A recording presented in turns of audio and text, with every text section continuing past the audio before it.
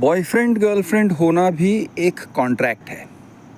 शादी तो कॉन्ट्रैक्ट है ही, आप उसे जो भी कहो, जन्म जन्म के साथी वगैरह। शादी तो कॉन्ट्रैक्ट है ही, लेकिन बॉयफ्रेंड गर्लफ्रेंड होना भी एक कॉन्ट्रैक्ट है। वैसे भाई बहन होना भी एक कॉन्ट्रैक्ट ही है, बाय द वे, जस्ट कह रहा हूँ। क्योंकि एक भाई बहन होने का सबसे बड़ा कॉन्ट्रैक्ट ये है कि तुम मुझे नहीं चोदोगे। ओके, इसीलिए लड़कियां लड़कों को राखी बांध देती है कि भाई तुम मुझे उस नज़र से नहीं देखोगे, अगर तुमने देखा भी तो उसके बारे में कुछ बताओगे नहीं। तुम्हारी कोई सेक्सुअल नीड्स है, ये मेरा प्रॉब्लम नहीं है। लड़की कह रही है लड़के को कि ये मेरा प्रॉब्लम बिल्कुल नहीं है, क्योंकि मैंने तुम्हें भाई माना है। तो as far as I am concerned तुम एसेक्सुअल हो और मैं भी एसेक्सुअल हूँ। ओके, तुम्हें मेरी सेक्सुअलिटी को देख के कुछ भी सोचना नहीं चाहिए। मैं लड़की हूँ, हाँ, मुझे कोई डिफेंड करने वाला चाहिए होगा, कोई मेरे लिए लड़ने वाला चाहिए होगा तो तुम्हें याद करूँगी। मुझे किसी तरह से प्रैक्टिकल हेल्प की ज़रूरत है तो मैं तुम्हें याद करूँगी। लेकिन भाई उससे ज़्यादा don't expect anything from me. किसी तरह के सेक्सुअल टाइप के काम मत करना। तो ये होता है भाई बहन का कॉन्ट्रैक्ट। बायोलॉजिकल भाई बहन के कॉन्ट्रैक्ट के अंदर भी ये होता ही है, लेकिन वो थोड़ा सा it is more easily understood, क्योंकि बचपन से बड़े हुए हैं तो वो उन नज़रों से देखने का एक टेंडेंसी भी नहीं रहता है उतना। और अगर रहता भी है तो ये एक भाई बहन वाला कॉन्ट्रैक्ट है। लेकिन अगर माना हुआ भाई, राखी भाई टाइप का है तो उसमें भी ये एक कॉन्ट्रैक्ट है। It is a contract. There are expectations. बहन को जाके आप कन्फाइड कर सकते हो, आप अपने दुखड़े रो सकते हो। देयर इज़ एन एक्सपेक्टेशन कि तुम्हारी मानी हुई बहन है तो वो तुम्हारी बात सुनेगी, तुम्हारे प्रॉब्लम सॉल्व करने को ट्राई करेगी। तुम्हारे गर्लफ्रेंड के साथ प्रॉब्लम्स है तो उसे समझेगी, मे बी गर्लफ्रेंड को समझाएगी या तुम्हें समझाएगी कि तुम्हारे प्रॉब्लम्स क्या हैं, वगैरह वगैरह। तो इमोशनल रिलायंस है, लेकिन सेक्सुअल रिलायंस नहीं है। ये होता है राखी भाई या राखी बहन वाला रिश्ता, या भाई बहन का रिश्ता इन अंडर आइडियल कंडीशंस।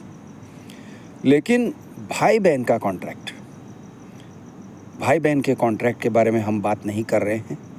हम बात कर रहे हैं बॉयफ्रेंड गर्लफ्रेंड कॉन्ट्रैक्ट। तो बॉयफ्रेंड गर्लफ्रेंड कॉन्ट्रैक्ट क्या है?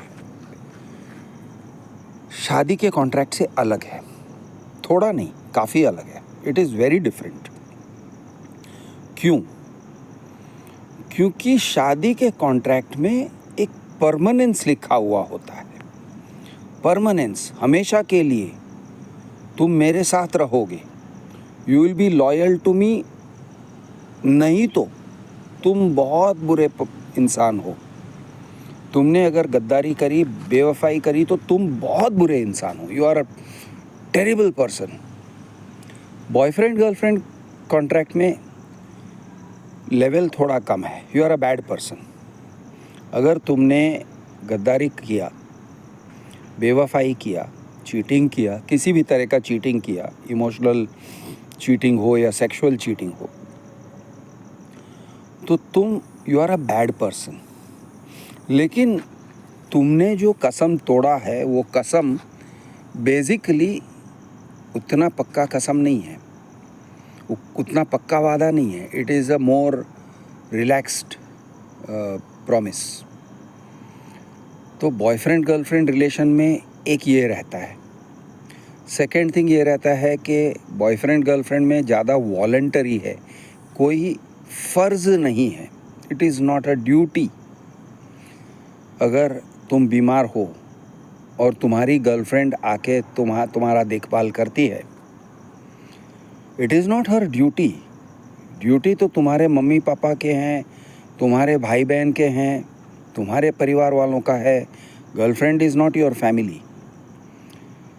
गर्लफ्रेंड की ड्यूटी नहीं है कि वो तुम्हें संभाले, तुम्हारे लिए कोई भी टाइप का ये करे कि भाई हॉस्पिटल में रहना है तो वो आके रहे, उनका ड्यूटी नहीं है। तो वो अगर कर रही है तो इट इज़ वॉलंटरी। लड़कों के लिए भी यही है, भाई मैं कोशिश करता हूँ लेकिन मेरा जॉब है, मैं ट्राई कर रहा हूँ, लेकिन तुम्हारे भाई को बोलो मैं तुम्हारा बॉयफ्रेंड हूँ, मैं तुम्हारा हस्बैंड नहीं हूँ। तो इस तरह से एक प्राइमरी केयर गिवर वाला जो ड्यूटी रहता है हस्बैंड एंड वाइफ का, वो प्राइमरी केयर गिवर वाला ड्यूटी बॉयफ्रेंड गर्लफ्रेंड का नहीं है। लेकिन अगर वो प्राइमरी केयर गिवर का ड्यूटी निभाते हैं या इवन इम्पॉर्टेंट केयर गिवर वाला ड्यूटी निभाते हैं तो उसका वैल्यू बढ़ जाता है। The value of doing that is more, because अरे उसको कोई ज़रूरत नहीं थी, वो तो मेरा सिर्फ बॉयफ्रेंड है, लेकिन उसने किया। वो रात भर रुके रहा हॉस्पिटल में जब मैं बीमार थी या जब मेरा एक्सीडेंट हुआ था। तो it is a big deal. ये होता है बॉयफ्रेंड गर्लफ्रेंड वाला रिलेशनशिप का फंडा कि वो वॉलंटरी है, उसमें वॉलंटरीनेस है। सेक्स का भी ऐसा होता है कि शादीशुदा रिलेशनशिप में एक कारण ये है, एक यानी उसमें जो ठंडापन आ जाता है, सेक्सुअल रिलेशनशिप में एक ठंडापन आ जाता है, एक कोल्डनेस आ जाता है, तो उसका एक ये कारण है कि it is kind of a duty. It is kind of a duty, क्योंकि हस्बैंड का आर्ग्यूमेंट ऐसे रहता है कि मैं तुम्हारे पास अगर नहीं आऊँगा मेरी सेक्सुअल नीड्स के लिए तो मैं किसके पास जाऊँ, मैं कहाँ जाऊँ? क्या मैं ब्रॉथल में जाऊँ, रंडियों के पास जाऊँ, कहाँ जाऊँ, मैं क्या करूँ? या मैं कोई नई गर्लफ्रेंड बनाऊँ बाहर? फिर तुम कहोगे कि मैं चीटिंग कर रहा हूँ। तो तुम्हारा ड्यूटी है कि you provide me physical intimacy. तुम मेरे साथ सेक्स करोगी, मेरे साथ यानी everything, you share a bed with me. वो एक शेयरिंग बेड जो होता है वो सिंबॉलिक है कि एक ही पलंग पे एक ही बिस्तर पे सो रहे हैं, लेकिन वो इतना सिंबॉलिक है कि हाँ अब यही तुम्हारा सेक्सुअल प्लेग्राउंड है। She is the only person who can fulfil, और he is the only person who can fulfil you sexually. तो वो एक ड्यूटी बन गया है। अब जब किसी चीज़ को आप ड्यूटी बना देते हो, फ़र्ज़, तो उसका वैल्यू आप कम कर देते हो। अरे वो कहते हैं ना, घर की मुर्गी दाल बराबर। तो उस तरह से ये क्या है, ये मेरे साथ सोती है तो कौन सी बड़ी बात है, ये हाँ उसने मेरे साथ यानी she made love to me, हाँ तो उसमें कौन सी बड़ी बात है, उसमें थैंक यू कहने की भी क्या बात है, वो तो उसका ड्यूटी है। तो शी प्लेजर्ड मी, हाँ तो वो एक टेकन फॉर ग्रांटेड वाला हो जाता है। मर्दों का भी होता है, मर्दों को भी ऐसे होता है कि और औरत कहती है हाँ मेरा पति है वो करता है तो उसमें कौन सी बड़ी बात है। बॉयफ्रेंड हो और करे तो उसका एक वैल्यू अलग है। ही प्लेजर्ड मी, उसने मुझे खुश किया, उसने मुझे हर तरीके से सेटिस्फाई किया। उस लड़के ने, वो मेरा जो बॉयफ्रेंड है उसने मुझे सेटिस्फाई किया, वो मुझे सेटिस्फाई करता है, वो ध्यान रखता है मेरी प्लेजर्स की, वो ये सब पूछता है और जानना चाहता है कि किस चीज़ से मुझे प्लेजर मिलेगा, किस चीज़ से मुझे आनंद मिलेगा, और फिर वो सब करता है। मैं उसे गाइड करती हूँ और वो सब करता है वो। तो ये एक बहुत बड़ी बात है, उसके लिए उसे क्रेडिट मिलता है। Boyfriend gets credit, husband doesn't get any credit. Husband, अरे वो तो मेरा हस्बैंड है, उसको तो अभी तक, if he doesn't know he is incompetent. और अगर वो करता भी है, अच्छी तरह से किया भी, तो हाँ तो किया तो क्या हुआ। तो ऑफन औरतों को ऑर्गेज़म भी शायद नहीं होता होगा, बिकॉज वो एक जोन में चली जाती है। हाँ, उसका ड्यूटी है, छोड़ना यार, उसमें क्या है। ड्यूटी भी नहीं है, it is the routine. Duty भी नहीं है, ड्यूटी भी एक बात होती नहीं, वो एक रूटीन है, छोड़ यार, इट्स जस्ट अ रूटीन। तो इस तरह से सेक्सुअल इंटीमेसी मैरिड लाइफ में एक तरह से हाँ रूटीन है, उस तरह से डिवैल्यू हो जाता है, उसकी उस करेंसी का कोई वैल्यू नहीं है। बॉयफ्रेंड गर्लफ्रेंड होते हुए क्योंकि उसमें एक वॉलंटरीनेस है कि it is not her duty, she continues to be my girlfriend, एक तरह से एक कंटिन्यूएशन वाला रिश्ता है, यानी वॉलंटरीली ऑप्टिंग इन। वो दोनों जानते हैं, बॉयफ्रेंड गर्लफ्रेंड दोनों जानते हैं, एक बात को जानते हैं, डीपली जानते हैं कि अगर फिज़िकल इंटीमेसी नहीं रहा और लंबे समय के लिए नहीं रहा तो रिलेशनशिप खुद खतरे में आ सकता है। क्योंकि अगर सेक्सुअल कनेक्शन टूट गया तो how is his relationship with his girlfriend any different from any other relationship. उसके ऑफिस में कलीग्स हैं, उसके सोशल सर्कल्स में कलीग्स हैं, गर्ल्स हैं, सोशल सर्कल्स में लड़कियों से मिलना होता है, उसके ऑफिस में लड़कियों से मिलना होता है, वो भी अपने ऑफिस में, लड़की भी अपने ऑफिस में औरों से मिलती हैं। तो मिलना ही है तो भाई वो गर्लफ्रेंड बॉयफ्रेंड स्टेटस का थप्पा किस से लगता है। तो थप्पा अगर सेक्सुअल इंटीमेसी से नहीं लगता तो रिलेशनशिप खतरे में आ जाता है, ऐसे मेरा मानना है। ऑफ कोर्स बहुत सारे मॉडर्न लोग हैं जो कहते हैं नहीं नहीं वो एक स्पेशल चीज़ है, वो स्पेशली हम दिल में बसा लेते हैं, एक लॉयल्टी होता है वगैरह। वो लॉयल्टी और वो सब ठीक है, मैं मानता हूँ, लेकिन जब तक आपका एक वो special bodily physical intimate relationship नहीं होता है, मेरा मानना है कि वो रिलेशनशिप खतरे में आ जाता है if it's a boyfriend girlfriend relationship. कि यार ये तो दिस इज़ जस्ट अ भाई बहन relationship, she is like a rakhi sister. और जो हक जताती है गर्लफ्रेंड्स, जो हक जताती हैं अपने बॉयफ्रेंड पे कि चल तू मेरे साथ, मुझे वहाँ पे जाना है, तू चल, तू आएगा मेरे साथ, पूछती नहीं है, बोलती है तू मेरे साथ आएगा, कम ऑन लेट्स गो। तो वो जो हक है वो हक कहाँ से आएगा। कोई मानी हुई बहन टाइप की हो, अगर वो उस तरह से हक जताना चाहती है तो मैं कहता हूँ कि वो फ्लर्ट करेगी।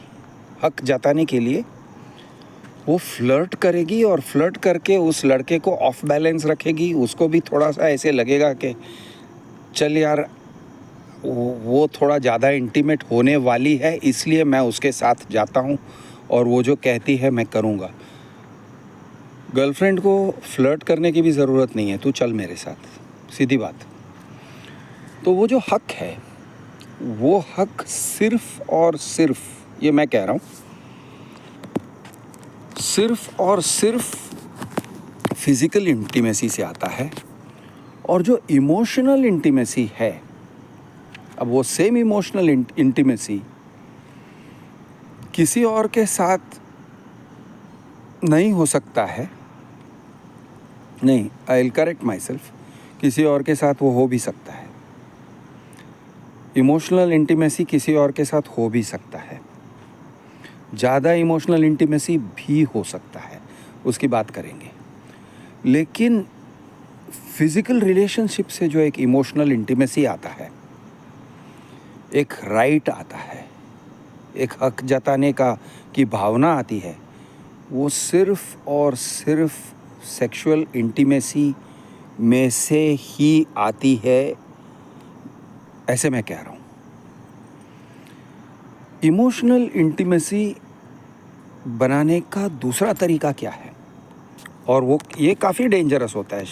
मैरिजेस के लिए भी डेंजरस होता है, बॉयफ्रेंड गर्लफ्रेंड रिलेशनशिप से के लिए भी एक खतरा हो जाता है।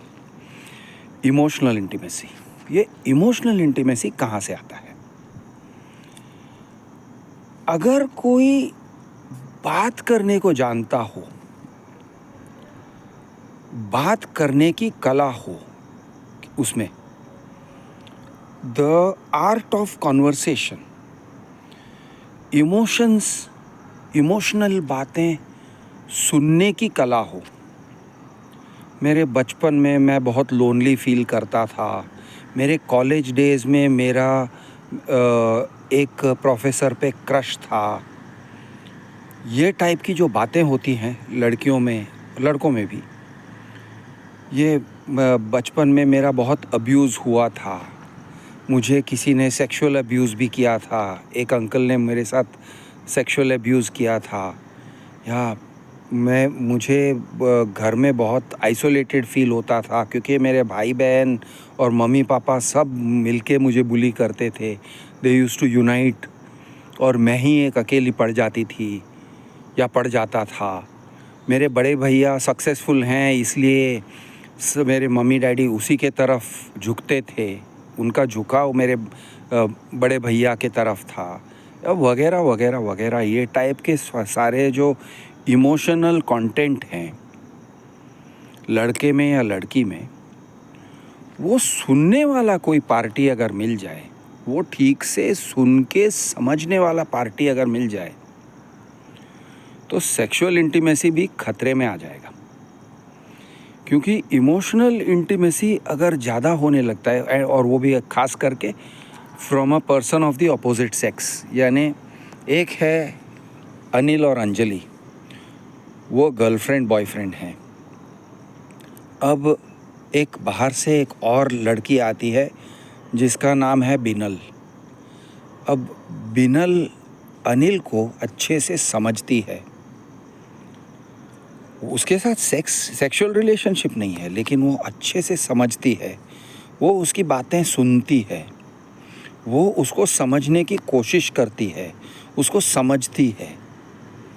उसके जो सारे चाइल्डहुड ट्रॉमास वगैरह जो हैं, उसके मम्मी पापा के तरफ जो भी उसके फीलिंग्स हैं, उसके भाई बहन के तरफ जो भी फीलिंग्स हैं, उसका सारा जो सैडनेस है या हैप्पीनेस है, उसका जो जॉय है कि भाई मैं स्कूल में बहुत बड़ा एथलीट हुआ करता था, मैंने बहुत सारे गोल्ड मेडल्स जीते हैं रनिंग में, ये टाइप के जो स्टोरीज़ हैं, ये टाइप के स्टोरीज़ सुनने के लिए अगर बिनल में बैंडविड्थ है और इस लड़के की गर्लफ्रेंड अंजलि में बैंडविड्थ नहीं है, उसकी मेंटल बैंडविड्थ उतनी नहीं है, वो अपनी कहानी बताते रहती है लेकिन सुनती अगर नहीं है, तो ये रिलेशनशिप हालांकि सेक्सुअली सही होगा उन दोनों का, अनिल और अंजलि का, लेकिन इमोशनली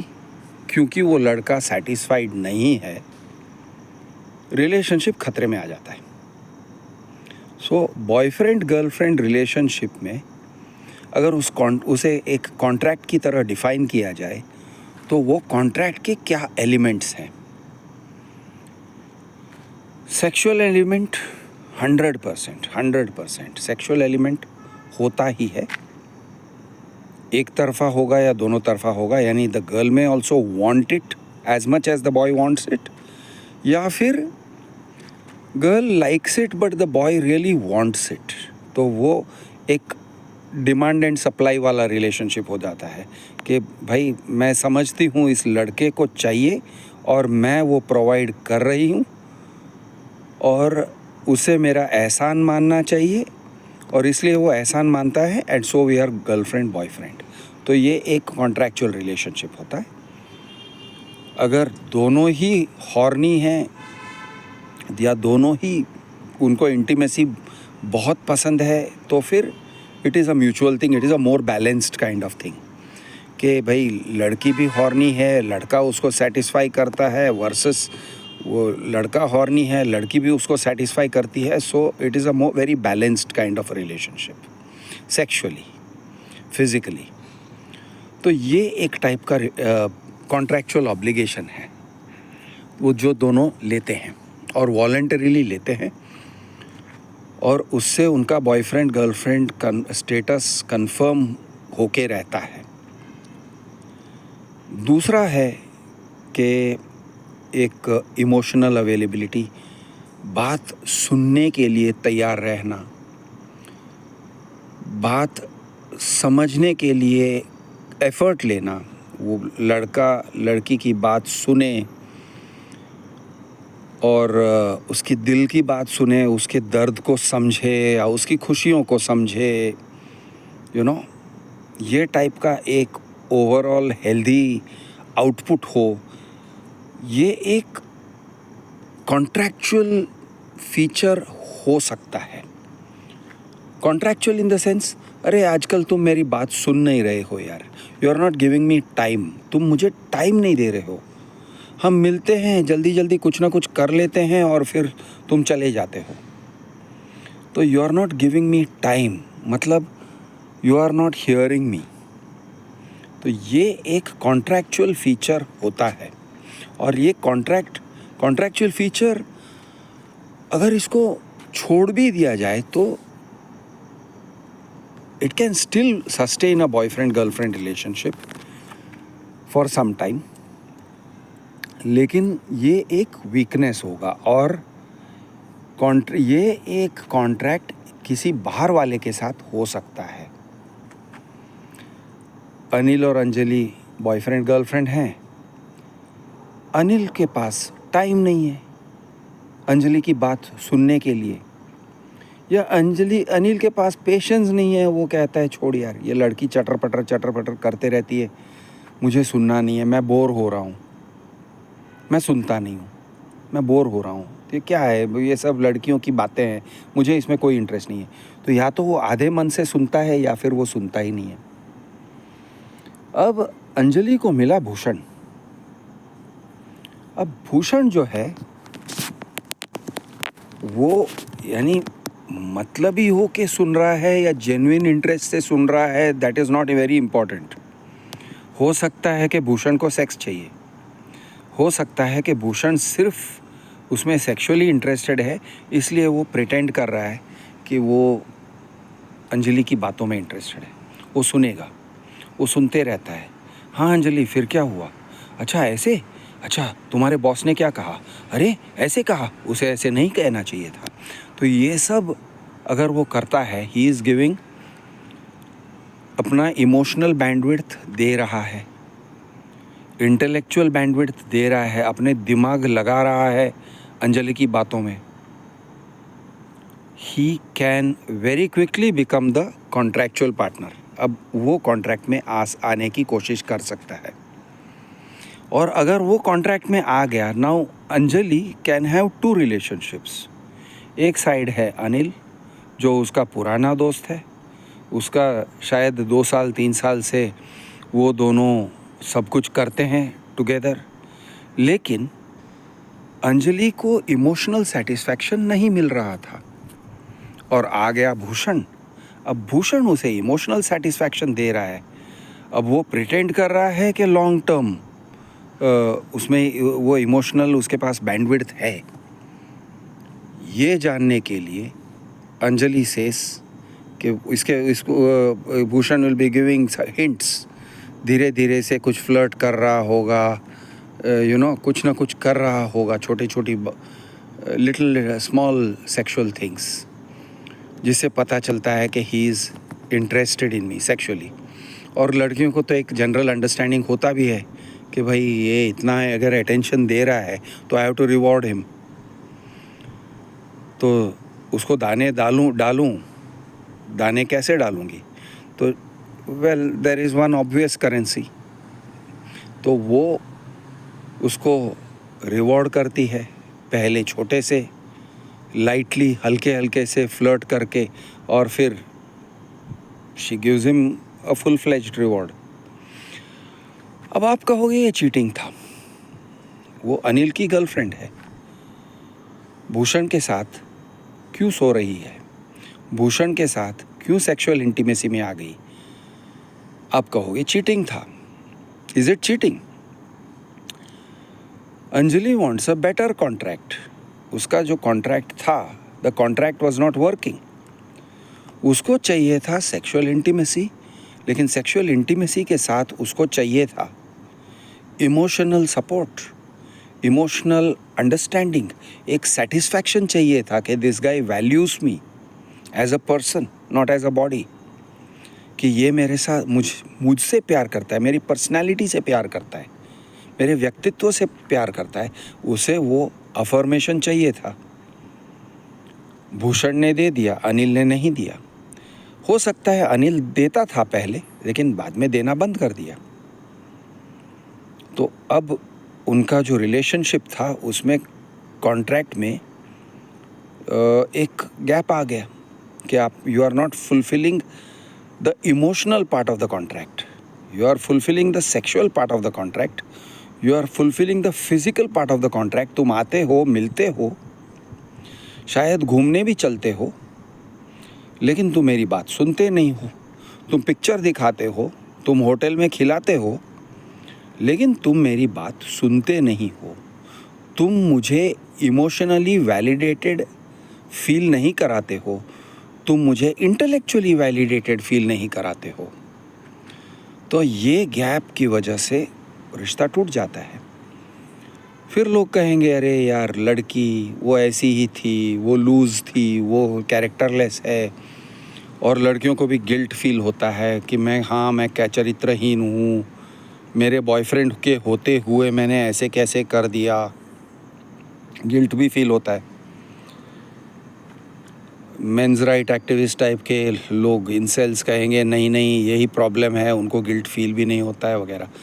अगर गिल्टी फील करते भी होंगे तो भी वो भी तो रैशनलाइज करेंगे, वो कहेंगे नहीं मैं गिल्टी फील कर रही हूँ, लेकिन मैं क्या करती, अनिल मुझे अटेंशन नहीं दे रहा था, अनिल के साथ मेरा कॉम्पैटिबिलिटी नहीं है, वगैरह वगैरह। तो इस तरह से इवेंचुअली लोग एक तरह से रैशनलाइज कर लेते हैं कि ये ठीक है, थोड़ा मैंने गलत किया, थोड़ा मैंने झूठ बोला किसी दिन, फिर वो अनिल से कहेगी I have to break up, I have been seeing Bhushan.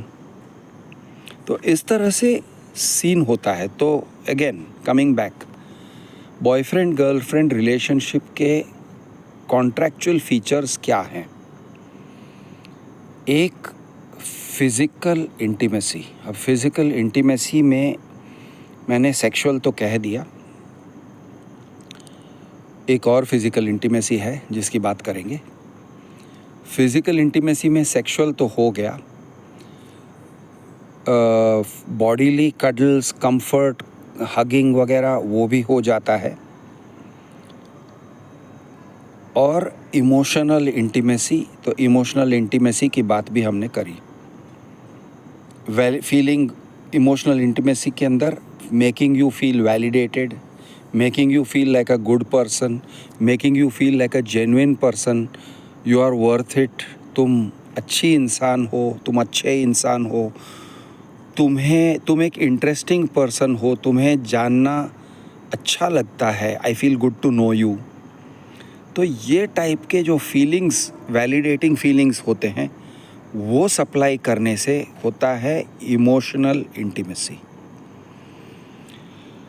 Third एक है social intimacy. Social intimacy, social intimacy क्या है?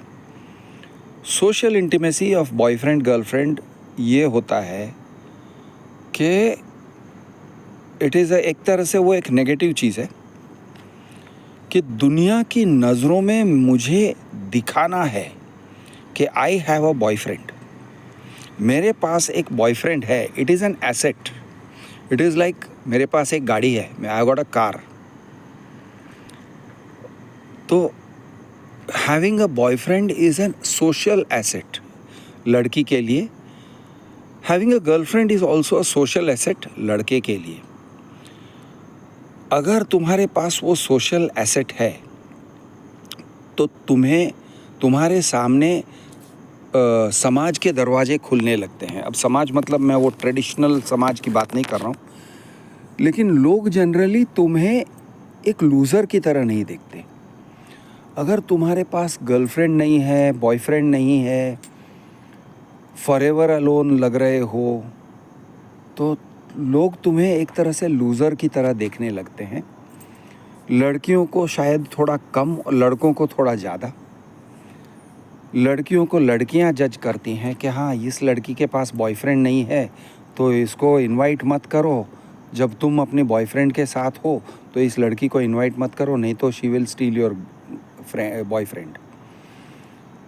या फिर ऐसे होगा, अरे यार इस लड़की की कोई पर्सनालिटी नहीं है इसलिए उसके पास बॉयफ्रेंड नहीं है, she doesn't have a personality. या कुछ ना कुछ तो एक कंक्लूजन, नेगेटिव कंक्लूजन ड्रॉ कर लेते हैं। तो बॉयफ्रेंड होने से वो नेगेटिव कंक्लूजन से बच जाते हो, या तुम्हारे गर्लफ्रेंड होने से एक नेगेटिव कंक्लूजन से बचते हो। तो ये होता है सोशल इंटीमेसी या सोशल कंफर्ट कह सकते हो, कि तुम एक कंफर्ट जोन में चले जाओगे सोशली। समाज में लोग तुमको एक अलग नज़र से देखेंगे, तुम्हें ज़्यादा एक्सेप्टेबिलिटी के साथ में देखेंगे कि you are capable of an emotional and sexual relationship. तुम्हारी कैपेबिलिटी है, तुम्हारी कैपेसिटी है, तो you are a kind of a complete human being. इस तरह से तुम्हें देखने लगते हैं। तो गर्लफ्रेंड या बॉयफ्रेंड एक डिस्प्ले का आइटम है। अब थोड़ा सा मैं उसको शायद ट्रिवियलाइज कर रहा हूँ, लेकिन एक डिस्प्ले का आइटम है। गर्लफ्रेंड चाहती है कि मेरा बॉयफ्रेंड मेरे साथ दिखे, he should be seen with me, social events पे मेरे साथ आए, डांडिया रास में जा रहे हैं तो वो दिखे मेरे साथ, हम डेट पे जाते हुए दिखे। और सिर्फ समाज की नज़रों में ही नहीं, इवन पेरेंट्स की नज़रों में, भाई बहन की नज़रों में। बहुत अल्ट्रा कंजर्वेटिव टाइप के लोग होते हैं तो बात अलग है, नहीं तो जनरली एक लड़की का एक बॉयफ्रेंड हो गया तो उस लड़की की थोड़ी सी इज्जत बढ़ जाती है घर में, कि हाँ यार वो गर्ल बॉयफ्रेंड को मेंटेन कर सकती है, somebody wants her more than we do or as much as we do। Parents को ये लगता है नहीं तो कि अरे मेरी लड़की से कौन शादी करेगा, इसकी इतनी खामियां हैं। पेरेंट्स को तो हमेशा खामियां दिखती हैं। भाई बहन को भी ऐसे ही लगता है, अरे ये मेरी बहन निकम्मी, इससे कौन शादी करेगा, इसको कौन चाहेगा, शी इज़ नॉट डिज़ायरेबल, उसमें पर्सनालिटी नहीं है, उसमें पर्सनालिटी की कमी है। तो इस तरह से एक जनरल फीलिंग रहता है कि अफर्मेशन नहीं मिलता है, कंफर्म नहीं करते हैं लोग उसकी पर्सनालिटी को। बट जैसे ही बॉयफ्रेंड आ जाता है, अच्छा इसको बॉयफ्रेंड भी है, इसके लाइफ में कोई है, ओके, और एंड ही वांट्स हर। अच्छा, और वो लॉन्ग टर्म होता है तो हाँ, ही इज़ लॉन्ग टर्म, काफ़ी लंबे समय से है वो, he is loyal to her, लंबे समय से। 6 महीने हो गए, अच्छा वेरी गुड। 1 साल हो गया, अच्छा very good, they are still together. 2 साल 3 साल हो गए, ओह वाह, ओके, तो कुछ होगा उसमें, कोई बात होगी उसमें। तो इस तरह से एक कन्फर्मेशन, अफर्मेशन मिल जाता है, एक वैल्यू बढ़ जाती है। बॉयज़ के साथ में भी होता है कि एक वैल्यू बढ़ जाती है, घर में एक वैल्यू बढ़ जाती है कि उसके पास एक गर्लफ्रेंड है। मैं थोड़ा सा मॉडर्न सोसाइटी की बात कर रहा हूँ, क्योंकि एकदम ट्रेडिशनल सोसाइटी में वो सेक्सुअल चीज़ को देखते हैं, वो बाकी सब नहीं देखते, वो पर्सनैलिटी वाली बात को नहीं देखते। वो ये कहते हैं, अरे मेरी बेटी इसके साथ सो रही है, डेफिनेटली उसके साथ सो रही है, मतलब she has devalued her self on the marriage market and devalued her self. एक तरह से वो पर्सनली देखते हैं, पर्सनली लेते हैं। यानी पिताजी ऐसे सोचते हैं कि भाई मेरी लड़की की सेक्सुअलिटी को ताला चाबी में रखना चाहिए, और अगर कोई बाहर का लड़का उसके साथ, अब वो इस तरह से सोचते हैं ट्रेडिशनल सर्कल्स में कि अगर हमारी लड़की से के साथ कोई सोकर गया या कोई ही सेक्सुअली इंटीमेट, तो वो सेक्सुअल इंटीमेसी उस चीज़ को नहीं देखते हैं। वो ये कहते हैं, अच्छा उसको यूज़ करके गया, उसको चोद के गया, यानी उसकी वैल्यू कम हो गई। वो चरित्रहीन है, वो नंगी लड़की है, वगैरह वगैरह। तो इस तरह से सेक्सुअलिटी और इंटीमेसी को ट्रिवियलाइज किया जाता है इन अ वेरी ट्रेडिशनल सोसाइटी। तो उससे फैमिली में उसका वैल्यू कम हो जाता है, लड़की का खास करके। लड़कों का नॉट सो मच। लड़कों के केस में इस तरह से देखा जाता है, अरे मेरा लड़का जो है वो वैसे, हाँ, he is able to hold a relationship, ये बात ज़रूर है, लेकिन अब इस लफड़ेबाज से कौन शादी करेगा? वो लफड़ेबाज है, वो लफड़े कर रहा है। गर्लफ्रेंड का होना मतलब अरे ये लफड़ा कर रहा है, वो लड़कियों के पीछे भागता है। तो इस तरह से उसे ट्रिवियलाइज किया जाता है इन ट्रेडिशनल सोसाइटी। लेकिन normal modern, reasonably modern Mumbai या किसी मेट्रोपॉलिटन शहर में ये देखा जाता है कि उसका सोशल वैल्यू बढ़ जाता है overall in all circles, including her family circle, especially in her friend circle और his friend circle. Friend circle में तो उसका वैल्यू बढ़ता ही है कि हाँ, he has a steady partner, steady girlfriend, यानी इस बंदे का कुछ ठिकाना है, he is able to maintain a steady relationship, तो उसका कुछ, there is something right with him. तो इस तरह से आपका सोशल स्टैचर एक तरह से बढ़ने लगता है। So this is important. अच्छा, तो एक हुआ अपना parts of the boyfriend girlfriend contract discuss कर रहे हैं। तो एक था सेक्सुअल, एक था इमोशनल इंटीमेसी, एक है सोशल इंटीमेसी। अब ये सब के अलावा और क्या बचता है? लाइफ को इंटरेस्टिंग करना।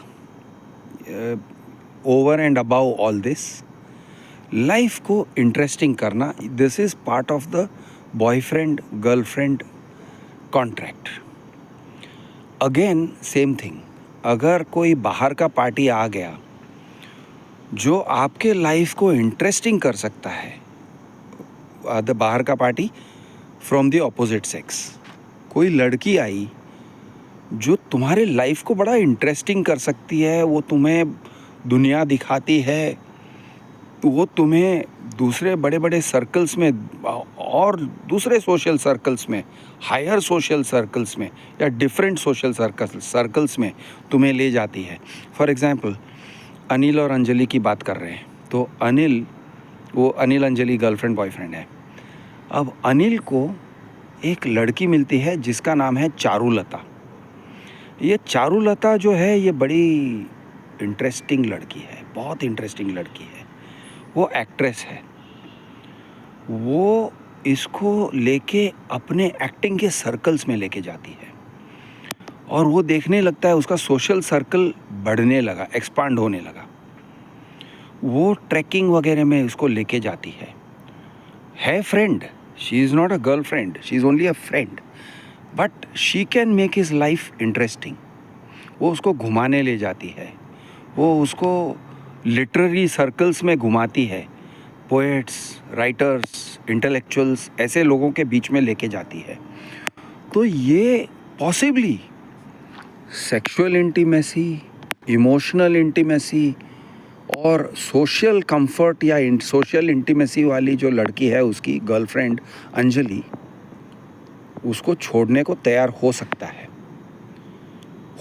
है। इट इज़ अ नाउ, अब मैं ये कहूँगा थोड़ा बहुत इस लड़के की लॉयल्टी पे आ जाएगी कि वो कितना लॉयल है, उसका क्या चरित्र है वगैरह वगैरह, उसके पर्सनल क्या कैरेक्टरिस्टिक्स हैं, उसके वैल्यू सिस्टम्स क्या हैं। लेकिन एक और भी फैक्टर है कि अंजलि किस तरह से, या तो इमोशनल उसका ज़बरदस्त ग्रिप होना चाहिए। अब emotional grip is one thing, कि उस लड़की का अनिल के ऊपर अंजलि का ग्रिप क्या है, how guilty can she make him feel. Bluntly speaking, मैं बहुत ही उसको मामले को डिवैल्यू करके थोड़ा ट्रांजैक्शनल तरीके से, थोड़े सिनिकल तरीके से कह रहा हूँ, how guilty can she make him feel? क्या उसे ऐसे महसूस करवा सकती है कि I am a piece of shit, इसलिए मैंने इस लड़की को छोड़ दिया, इतनी अच्छी लड़की थी, मेरे साथ sexual compatibility, emotional compatibility, social compatibility सब कुछ होते हुए भी मैं उसे छोड़ के भाग गया इस चारुलता के साथ। तो what kind of a fucking loser am I? तो इस तरह से अगर वो गिल्टी फील करवा सकती है उसे, इट इज़ मैं कहूँगा it's an art. If she does it then she can hold on to him. लेकिन अगर वो ग्रिप नहीं है, अगर if she is not willing to fight, अगर उसके अंदर वो फाइटिंग स्पिरिट नहीं है, और फाइटिंग में ये भी होता है कि she has to take him to something interesting, maybe she hasn't done it, but अरे चारुलता के साथ तो उधर सब घूम रहा है, इंटरेस्टिंग सर्कल्स तो मेरे साथ मेरे भी हैं। She has to fight for it, she has to, वो कहते हैं ना, I have to fight for your love, she has to fight for her love. अब क्या करेगी, कैसे करेगी भाई? रिसोर्सफुलनेस दिखाना पड़ेगा, इंटेलेक्चुअल रिसोर्सफुलनेस दिखाना पड़ेगा। She has to fight for her love, it's a challenge.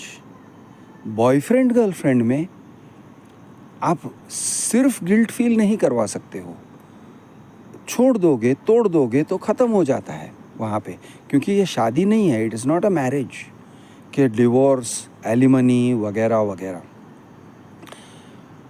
इसमें हिटिंग बिलो द बेल्ट भी आ जाता है कि मैं तेरे ऊपर रेप चार्ज डाल दूंगी कि तूने मुझे रेप किया वगैरह। एक तरह से वो एक सेल्फ डिस्ट्रक्ट बटन भी है, it is a self destruct button, क्योंकि जितना डैमेज अनिल को होगा उतना ही डैमेज अंजलि को भी होगा, या उससे शायद ज़्यादा भी डैमेज हो सकता है। But it's a negative fight. Positive fight ये होगा, she has to prove herself to be interesting, she has to show कि आई कैन कॉम्पेंसेट।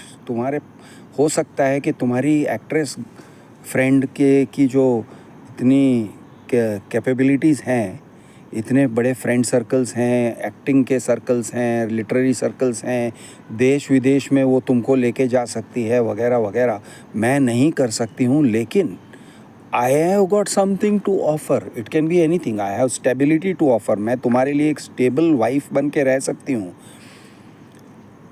तो ये जो है, it is the ultimate coin या currency for boyfriend girlfriend relationship, it's a kind of a currency. अब आते हैं हम last factor, last contractual feature पे। तो एक कॉन्ट्रैक्चुअल फीचर ये है, वेरी इम्पॉर्टेंट, परमानेंस। मैरिज या permanence of any kind, long termness. देखिए, चैलेंजेस आते रहेंगे लाइफ में, बदलाव आते रहेगा, जॉब्स नई नई मिलती रहेंगी, सर्कमस्टेंसेस बदलते रहेंगे, हम आज इधर हैं कल उधर हो सकते हैं, लेकिन परमानेंस को लेके आर यू ऑफरिंग परमानेंस? तो परमानेंस एक फीचर है मैरिज, बॉयफ्रेंड गर्लफ्रेंड कॉन्ट्रैक्ट का, of a good contract. The promise of permanence, the promise of permanent stability, of permanent emotional intimacy, of long-term sexual satisfaction, sexual intimacy, long-term होना चाहिए, social intimacy, social comfort। अब ये social comfort बिगाड़ने के भी तरीके होते हैं। हाउ? शराबी हो जाओ या फ्लर्ट करो, इधर उधर फ्लर्ट करोगे तो तुम सोशल कंफर्ट को डिस्टर्ब कर देते हो। तो इस तरह से देयर आर डील ब्रेकर्स। तो डील ब्रेकर को लेके आओगे तो डील टूट जाता है, दिल टूटता है। दिल तो टूटे ना टूटे, लेकिन डील टूटता है। तो डील को बनाए रखने के लिए एक फैक्टर होता है कि आई एम ऑफरिंग परमानेंस। ये चारुलता आएगी, तुम्हारी ज़िंदगी को उजाड़ के जाएगी, तुमको इधर उधर घुमाएगी, उसके बाद she has not got intentions of being permanent with you. मैं तेरे साथ 3 साल 4 साल से रह रही हूँ, आई एम सपोर्टिंग यू, तेरे सुख दुख पे मैंने सपोर्ट किया है, तेरी बीमारी में मैंने सपोर्ट किया है, I have been with you, I have given you emotional support. तेरे अच्छे टाइम में और बुरे टाइम में मैं तेरे काम आती हूँ, और मैं I am there for the long term, I am there for permanence. तो ये परमानेंस जो है वो भी एक बॉयफ्रेंड गर्लफ्रेंड इसके रिलेशनशिप में बहुत बड़ा रोल प्ले करता है। Promise of permanence. किसी कारण से हम लोगों को, ह्यूमंस को, परमानेंस की बहुत पड़ी है। हमको नहीं चाहिए कि बार बार हमारा लाइफ डिस्टर्ब होता रहे, हमको नहीं चाहिए कि ये इमोशनल टर्मोइल होता रहे। हाँ, हमें नॉवेल्टी पसंद है, हमें पसंद है कि लोग, नई नई लड़कियां हमारी ज़िंदगी में आए, ये हमें पसंद है, या नए लड़के हमारे ज़िंदगी में आए, हमें नॉवेल्टी पसंद है। लेकिन जितना हमें नॉवेल्टी पसंद है उतना ही, या शायद उससे थोड़ा ज़्यादा, हमें परमानेंस पसंद है। हमें सिक्योरिटी चाहिए, हम सिक्योर फील करना चाहते हैं, हमें इनसिक्योरिटी का डर है। तो इस इमोशन के चलते हुए परमानेंस एक कॉन्ट्रैक्चुअल फीचर है। It is a feature of the boyfriend girlfriend contract. वैसे और भी एक फीचर हो सकता है अपवर्ड मोबिलिटी, कि तुम भी लाइफ में तरक्की करोगे और मैं भी तरक्की करूंगी। It is a contract. तुम तरक्की करोगे, ये तुम प्रॉमिस करो, मैं भी प्रॉमिस करती हूँ कि मैं भी तरक्की करूंगी। I will be better. तुम बढ़ोगे, मैं भी तुम्हारे साथ बढ़ूंगी, और मैं तुम्हें शर्मिंदा नहीं होने दूंगी।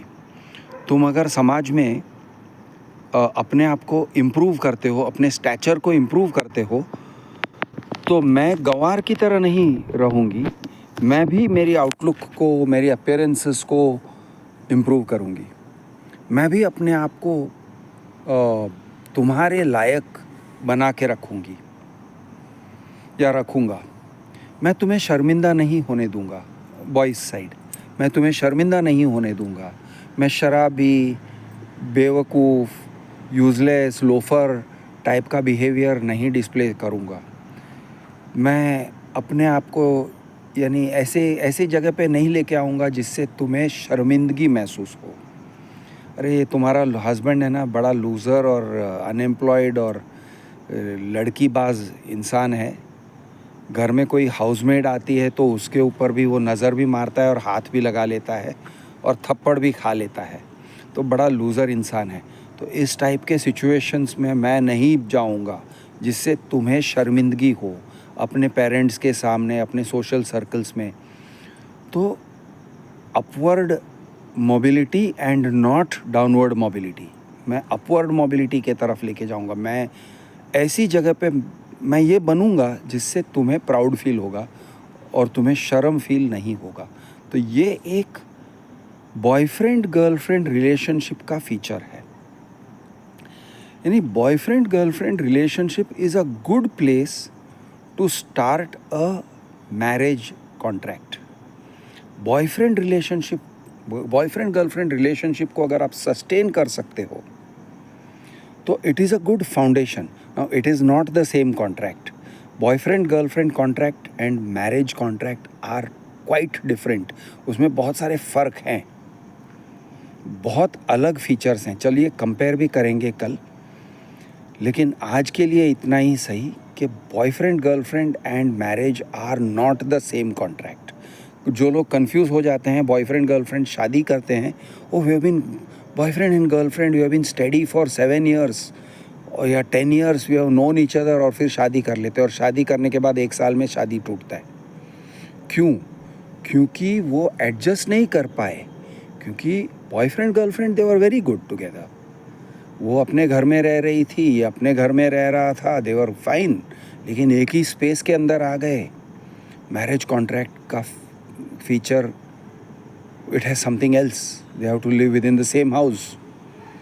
लिव इन हो तो लिव इन में और बॉयफ्रेंड गर्लफ्रेंड में again some similarity, some differences, psychology में फ़र्क है। चलिए कल उस चीज़ को भी डिस्कस करते हैं, लेकिन आज के लिए इतना ही सही कि boyfriend girlfriend relationship is a contractual relationship, it's a social contract, और उस सोशल कॉन्ट्रैक्ट के फीचर्स को समझ के आगे चलना पड़ता है, पालन करना पड़ता है, उसको पालना पड़ता है। मैं हूँ आपका दोस्त कृष्णदेव अर्बन नक्सल। शुभ रात्रि, कल मिलेंगे।